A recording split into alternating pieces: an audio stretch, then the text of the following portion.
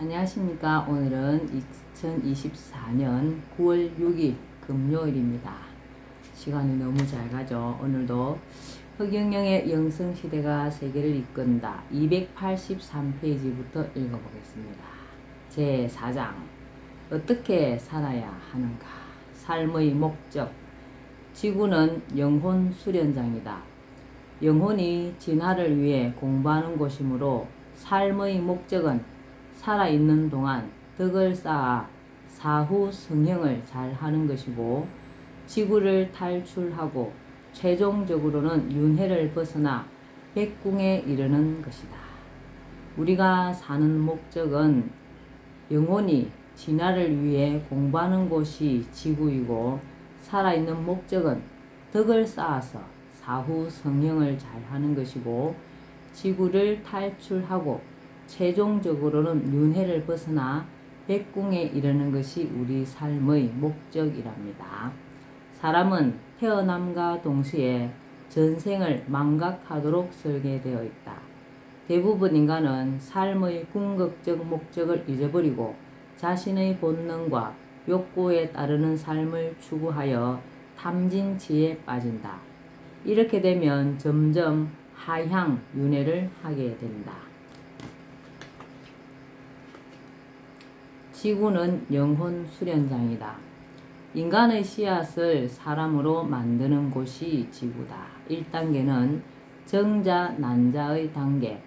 신의 영의 씨와 자신의 혼의 씨와 아버지의 정자의 씨와 어머니의 난자 씨의 합작품이 1단계이고, 2단계는 자궁 속에서 10개월, 뱃속에서 어머니의 피를 10마를 먹고 나와서 젖을 10마를 먹기에 손가락 발가락이 10개다. 3단계 지구 행성에 출생한다. 4단계 인간 체험으로 영혼 훈련 후 사람이 되어서 5단계 은하계에서 우주인으로 살다가 죽게 되면 6단계 우주의 백궁에 탄생된다. 지구는 영혼 훈련장이다. 영혼 수련장이다. 혼자 인터뷰 내용입니다. 미남 미녀와 추남 추녀의 비밀. 신이님, 왜 신은 인간의 모습을 평등하게 하지 않고 얼굴들이 불평등하게 태어나게 합니까? 내가 있는 백공 우주에서 살게 할 하늘 사람을 만들기 위한 우주 자궁이 바로 지구야. 그 지구 자궁에 애초에 착륙시킨 인간의 씨앗은 누구나 처음엔 평등한 거야. 그러나 각자의 자유의지에 따라 불평등으로 바뀐 것이야. 지구에서 자기 자신의 행위의 결과에 따라 조금씩 얼굴 모습이 바뀐 것이야. 지구에서 있는 동안 각자의 행동에 따라 얼굴이 조금씩 달라진 것이군요. 그래서 얼굴과 몸매는 자신의 마음과 행동의 결과야. 죽은 후에 그에 맞는 얼굴과 몸을 받아 태어나는 것이. 그러니 자신의 얼굴은 자신이 만든 거야. 인간 한 사람 한 사람이 자신의 얼굴을 스스로 성형을 한 것이군요. 인간의 생존 법칙. 식물의 생존 법칙은 생존 경쟁이다. 햇빛을 서로 보기 위해 한없이 키를 높이고 잎사귀를 내는 것이 식물이다. 이 경쟁에서 밀리면 고사하게 된다. 생존 경쟁에서 살아남은 식물들은 꽃을 피우고 열매를 맺어 씨를 남긴다. 혹은 울창한 숲을 이룬다. 모든 식물들이 생존 경쟁을 하지 않고 다 자란다면 그 어떤 식물도 제대로 자랄 수 없다. 동물 세계는 약육강식이 생존 법칙이다. 약한 자가 강한 자의 먹이가 되는 구조이고 생태계를 유지하기 위해 주어진 법칙이다. 그러나 영혼 훈련을 할 목적으로 지구에 온 인간에게는 공존공영이라는 생존 법칙이 주어져 있다. 공존공영은 본능에 망각하기 쉽고 공존공영은 본능에 역행하는 생존 법칙이기에 스스로 수련과 공부를 하지 않으면 망각하기 쉽고 알고 있어도 행하기가 쉽지 않다. 나보다 남을 먼저 생각하고 남을 이롭게 하려는 이타심을 가지려 애쓰고 이타적인 삶을 살려고 애써야 한다. 서로 이타행을 하다 보면 공존공영과 상생의 사회가 된다. 영혼 훈련을 할 목적으로 지구에 온 인간에게는 공존공영이라는 생존 법칙이 주어져 있다.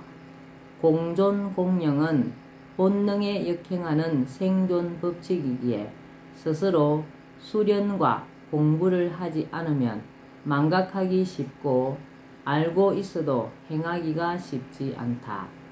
나보다 남을 먼저 생각하고 남을 이롭게 하려는 이타심을 가지려 애쓰고 이타적인 삶을 살려고 애써야 한다. 서로 이타행을 하다 보면 공존공영과 상생의 사회가 된다. 혼자 인터뷰 내용입니다. 인간의 생존 법칙은 공존공영이야. 신인님, 인간의 생존 법칙인 공존공영은 왜 해야 하나요? 일본의 핵발전소가 잘못되면 인류 전체가 피해를 볼 수 있듯이 한 사람의 잘못으로 전체가 피해를 입기도 하지만 사람들이 각자 일을 해줌으로 다른 사람들이 혜택을 보게 되어 있어. 농부가 농사를 짓고 공장에서 물건을 만들고 그것을 가게에서 파는 사람이 있으니까 먹고 입고 살아갈 수가 있어. 그러므로 인간들은 서로 감사하고 도우면서 살아야 해. 남보다 많이 가지려 욕심 부리지 말고 다른 사람들도 돌아보아야 해. 이것이 공존공영이다. 사실 공존공영은 인간의 이기적인 본능에 역행하는 것이지 남보다 잘 살고 남보다 더 높아지려고 하는 것이 인간이야. 이런 마음을 이겨내고 이웃을 돌아보고 좋은 것을 서로 나누며 모두를 존귀하게 대해야 해. 이렇게 해 나가는 것이 바로 영혼 훈련의 중요한 핵심이지. 영적 진화가 이렇게 해서 이루어지는 거야. 인간의 생존 방법대로 서로 돕고 함께 번영을 누리는 공존공영을 하는 사람은 결국 뒤떨어져서 낙오자가 되는 것 아닌가요? 절대로 그렇지 않아. 하늘은 한치도 오차가 없게 해두었어. 그래서 석가모니 부처가 천상천하 유아독존이라고 했는데 이 뜻도 인간들은 거꾸로 잘못 알고 있어. 이것의 정확한 뜻은 인간은 공존공영해야만 하는 78억 인구 전체가 둘이 아니라 한 사람이라는 뜻이야. 나와 남을 두 사람으로 보지 말고 인류가 공동체 한 사람의 몸임을 알아야 한다는 높은 뜻이야. 하늘은 한치도 오차가 없게 해두었어. 그래서 석가모니 부처가 천상천하 유아독존이라고 했는데 이 뜻도 인간들은 거꾸로 잘못 알고 있어. 이것의 정확한 뜻은 인간은 공존공영해야만 하는 78억 인구 전체가 둘이 아니라 한 사람이라는 뜻이야. 나와 남을 두 사람으로 보지 말고 인류가 공동체 한 사람의 몸임을 알아야 한다는 높은 뜻이야. 혼자 인터뷰 내용입니다. 신인님, 모든 인간을 가위바위보로 봐야 한다는 것이 무슨 뜻이에요? 모든 인간을 수직관계가 아닌 수평관계로 평등하게 보라는 거야. 동물은 창조주가 생존 법칙을 수직구조인 강한 자가 약한 자를 잡아먹고 사는 약육강식으로 살게 했지만 인간은 수평구조인 다 함께 손잡고 번성하라는 공존공령을 주었어. 가위 같은 인간은 남을 해치기를 좋아하고 바위 같은 인간은 수전노이고 보 같은 인간은 많이 베푸는 인간이겠네요. 바위 같은 인간이 가위 같은 인간을 이겨도 보와 같은 인간을 만나면 지게 되고 보는 다시 가위를 만나면 지게 되므로 인간은 서로를 경쟁 상대로 삼지 말라는 것이 하늘의 뜻이야. 인간은 경쟁 대상이 아니므로 상부상조해야 해. 인간은 경쟁 대상이 아니므로 상부상조해야 해. 그럼 인간은 생존 경쟁을 하면 안 되나요? 당연하지. 생존 경쟁은 식물의 생존 법칙이야. 큰 소나무 밑에서는 작은 나무가 살지 못하는 거야. 그러나 인간은 큰 인간이 작은 인간을 이끌어 주어야 하지.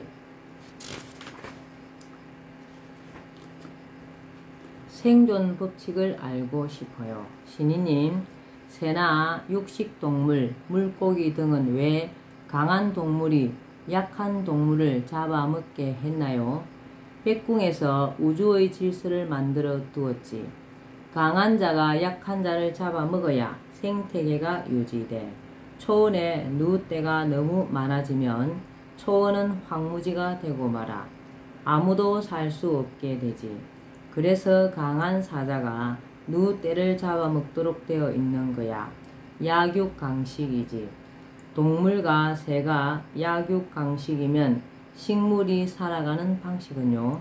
식물이 사는 방법은 강한 식물이 약한 식물을 밀어내는 생존 경쟁 법칙으로 살아가게 해두었어. 그럼 인간은 무슨 법칙으로 살아가도록 했나요? 인간은 서로 돕고 다 함께 번영을 누리라는 공존공령의 법칙으로 살아가게 했지. 그럼 인간들이 왜 동물이 살아가는 방법인 약육강식과 식물이 살아가는 방법인 생존 경쟁을 하나요? 인간들이 까마귀는 나쁜 새로, 까치는 좋은 새로 거꾸로 알고 있듯이 짐승들과 식물의 생존 방법이 인간의 생존 방법인 공존공령보다 더 좋은 줄로 착각하는 거야. 진짜 알고 보니 인간들이 어리석었네요. 그 방법을 바로 알려주려고 내가 온 거야. 첫째, 인간의 생존 법칙은 공존공령이다. 서로 돕고 함께 잘 사는 인간의 생존 방법이다. 동물의 생존 법칙은 약육강식이다. 강한 동물이 약한 동물을 잡아먹고 사는 생존 방법이다. 식물의 생존 법칙은 생존 경쟁이다. 강한 식물이 약한 식물을 밀어내는 생존 방법이다. 예, 오늘은 여기까지만 읽겠습니다. 오늘도 건강하시고 흑영령을 많이 부르고 알려서 복을 많이 짓는 행복한 하루 되시기 바랍니다. 감사합니다. 흑영령, 흑영령, 흑영령.